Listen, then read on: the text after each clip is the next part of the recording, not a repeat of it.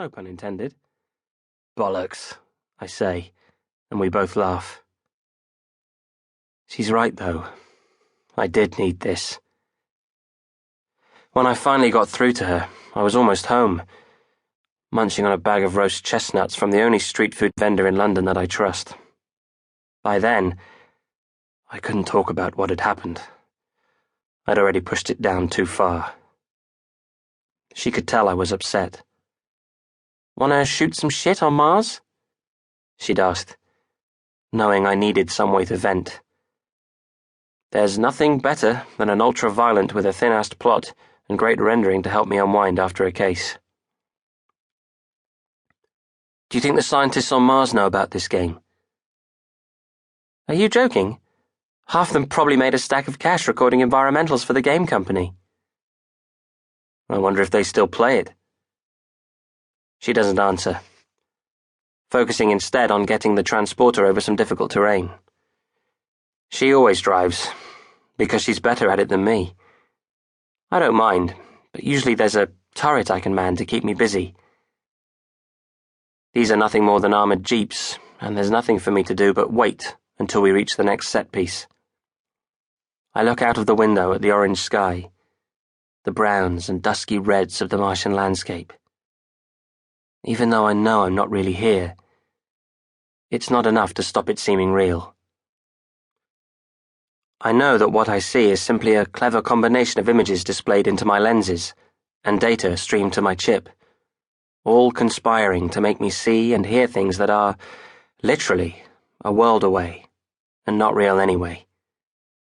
The real base on Mars has been in operation for over 10 years, and the planet has been studied for the last 60-odd, and not once has there been any evidence of aliens, or indigenous robots, or aliens inside robots, as this game has decided upon. The only thing realistic about this is the way it looks, and my brain just laps it up, happy to be tricked as my body lies on my sofa, home at last. If I could, would I jack it all in, sell all my stuff, and apply for a secondment to the Mars station? What kind of person would do that? Someone like my mother. But she didn't go to Mars. I shudder, forcing my thoughts away from her, a flash of irritation at the journo for stirring that shit up again. I have no desire to leave Earth, no matter how many people and news feeds say I must be desperate to. I'm not the abandoned, tragic figure they want to make me. Staring up at the night sky, wishing I'd been taken too. Fuck that shit. I'm not what they want me to be. "You're quiet," Dee says. The orange glow from outside shines through the plasglass visor of her helmet, highlighting stray blonde strands around her eyes with bronze and making her pale skin look like it's being warmed by the light of an ancient forge.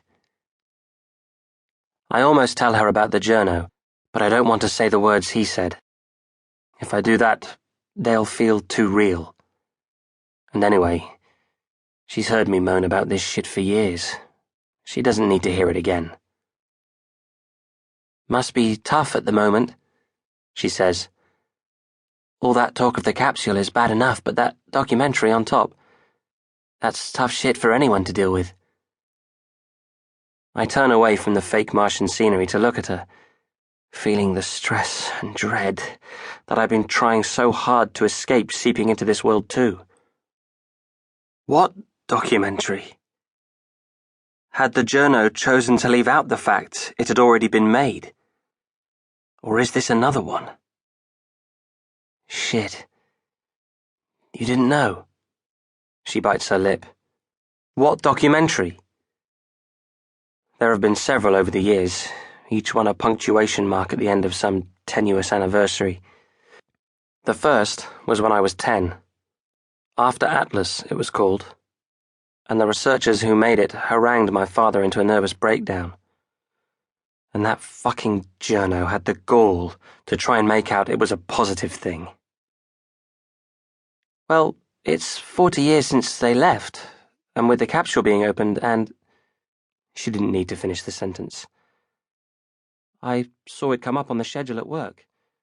I didn't know.